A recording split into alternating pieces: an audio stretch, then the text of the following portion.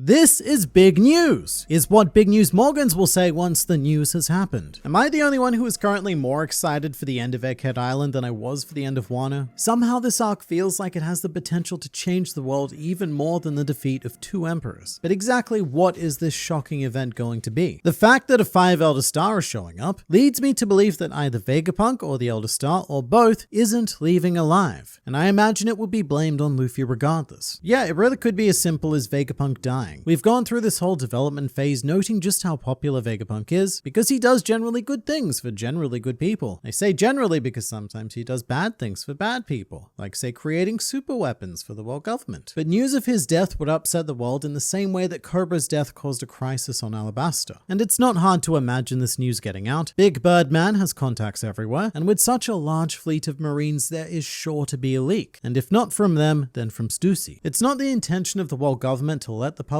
know about this attack, but I don't think they can stop that from happening. The more interesting idea right now is that Egghead Island could see something absolutely unheard of with the death of one of the 5 Elder Stars. I'm just gonna go ahead and say it. Old men are always at risk in One Piece, because Oda doesn't like killing characters outside of flashbacks, but when he does, he tends to make sure that they've already lived a long and fulfilling life. And of course, this potential death would be blamed on Luffy regardless, which would instantly make him the most notorious active pirate. Because Shanks, he's a big scary dude, man, but he hasn't killed an Elder Star, although I do think that Saint Saturn may still need to be alive to fulfill the purpose of controlling the Seraphim. But how's this for a headline? Emperor Luffy kidnaps Elder Star. It's a wild idea and one that mainly spawns from me wanting to see the Elder Stars actually interact with characters that aren't Sakazuki or Kizaru or each other. I really want Saturn to witness Luffy's powers firsthand and see his reaction. Although there is another, much more fun option. Kizaru's going down. The Chekhov's gun about the gloves that let you touch light is a dead giveaway that they're at least going to fight him. And the news that a Marine Admiral was defeated by one of the Emperors would definitely be world-shaking. I don't think that this is a terrible idea at all. Our crew have never been better equipped to bring down an Admiral. We're very much pushing the ceiling of One Piece in terms of strength already, and as stated, there is technology on Egghead Island that essentially cancels out Kizaru's fruit powers. Stack that on top of an already awakened Luffy with all 3 advanced forms of Haki, and I would be interested to see how Kizaru is even capable of fighting back. Remember, we're talking about the Luffy who defeated the Kaido on the Wano, so Admirals are not off the table anymore. And also, ever since Dressrosa, Luffy has vowed that he won't run from Admirals anymore. The bigger problem is obviously the literal army backing Kizaru up. One-on-one, I don't think it's absurd to state that Luffy may be able to beat Kizaru, but it's going to be exceptionally difficult to even get that chance. Come to think of it, has an Admiral ever been beaten in the history of this world? I guess Kuzan was, but he was beaten by another Admiral. As far as I'm aware, no other Marine Admiral has ever fallen, with the exception of the non-canon Zephyr, who was beaten and dismembered by a Warlord of the Sea who was never revealed, and now the whole situation no longer makes any sense, but that's okay because it's non-canon and it doesn't have to. Let's just forget about Zephyr. Whoosh, go away Zephyr, go away. Kizaru being beaten would be a pretty shocking event though, because that essentially means the Marines losing 1/3 of their greatest military might. That would be pretty terrifying. Imagine being a citizen hearing about that. You are no longer safe from the evil pirate dudes, because the greatest power that was ensuring that safety is now defeatable. But it could be something less action-centric as well. I've been thinking lately about Ohara. I don't believe Professor Clover would have actually said the name of the great sovereignty, because he likely knew he'd be shot before saying it. Something important enough to shoot him over would likely shock the world. Perhaps finally saying the name of the ancient kingdom would constitute such a shocking event, especially if it were to be broadcast somehow with some sort of technology. Where would we get technology? We're not on the right island for that. But sort of like how Whitebeard confirmed that the One Piece did exist live on snail television. I think there's a good chance that the Straw Hat Grand Fleet show up here. This might be the incident that was mentioned a while ago. So for anyone who might not remember, the Grand Fleet were quite heavily fluffed by the narrator at the end of Dressrosa, who said, 7 odd and mighty warriors labeled themselves as the followers of Straw Hat Luffy. After this moment, they will each grow in power until they eventually cause a great incident of historic proportions. So fair enough, the scale kind of fits. But my question would mainly be, how? Because we're on a clock now. Whatever this event is, it is happening within the next 24 hours. So we would need the Grand Fleet to discover Luffy's location, somehow figure out that he even needs help, then coordinate with one another to actually be able to reach Egghead Island in time. And I just don't think that a day is long enough to make all of that happen, even if they did know. When people were talking about them potentially showing up on Wano, there was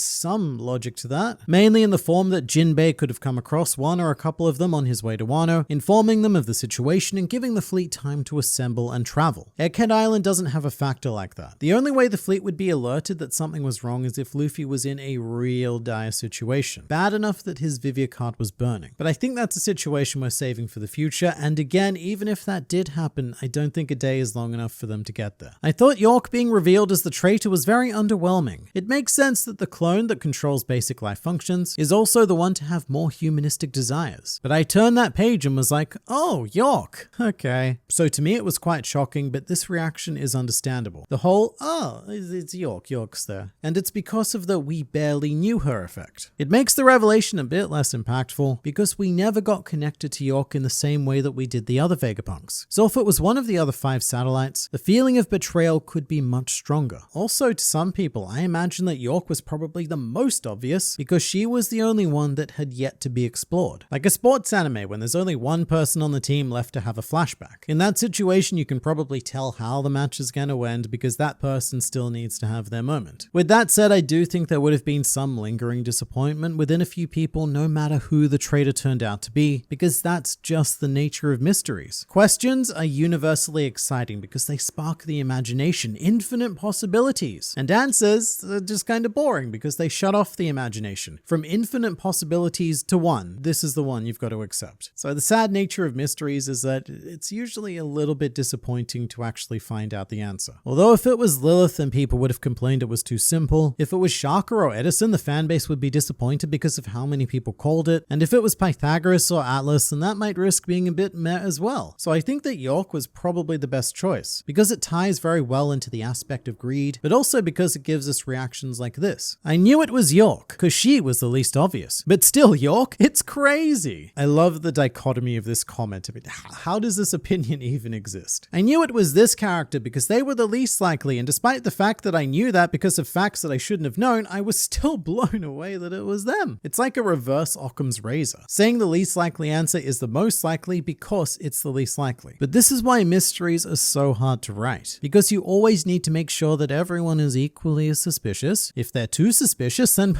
well, they're obviously innocent. And if they're not suspicious enough, then, well, they're obviously guilty. A commenter did also point out to me that York being the traitor may have been foreshadowed by a particular Bonnie line. Your endless quest for scientific knowledge will spare no one in its greed, which has become rather ominous in retrospect. Greed is now on an endless quest and she is sparing no one. But also, what about Bonnie? What is happening with Bonnie? We've kind of checked out of her story at the moment, and she's starting to feel like the real wildcard of the arc next to Caribou, of course. At the beginning of Egghead Island, Bonnie was intrinsically tied to everything that was happening, but now she's gotten very lost in the massive scale of events happening. So I'm waiting for the Bonnie thread to tie back in and be the key to everything. The Gorosei are pulling one on York. Celestial Dragon is a birthright, not just a title bestowed. I could be wrong on this. You could be, but I don't think you are. Because this is something I didn't mention in the chapter review, but the idea of just making someone a world noble probably wouldn't sit right with all of the other existing families. The world nobles, as we know them, are composed of the descendants of 19 founding families, and they are just a little bit zealous when it comes to blood relations. Very much the opposite of how our protagonists experience the world. So for them to welcome a mere human into their ranks, that would be quite a big deal. It is something I could maybe see the 5 elders agreeing to, if only because they still want to keep some form of Vegapunk on their side, but I can't imagine the other nobles like St. Charlos ever accepting York. There better be a full apology to Shaka next video. Can't believe you accused my boy. Now you see here, I maintain that my accusations of Shaka were entirely logical, and as the Vegapunk of logic, I think that Shaka would be proud of me. I think this is more of a case of not being able to explore the unknown unknowns. But I would also stress not to jump to conclusions based on the events of a single chapter though. It kind of reminds me of the time when Kaido knocked Luffy off Onigashima, and people immediately assumed that the raid had failed, as if there was no more story left to be told, and the actions of a single chapter dictated the flow of an entire arc. There might be more to the York situation than we currently know, especially on Egghead Island, where I keep saying anything can happen, and especially in an arc focused on the mystery genre. But for now, I will say that Shaka is looking quite innocent, also quite